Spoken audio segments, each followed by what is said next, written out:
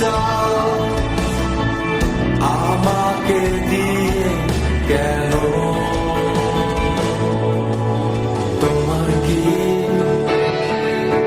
নিজের চাইতে আমার উপর বেশি বিশ্বাস?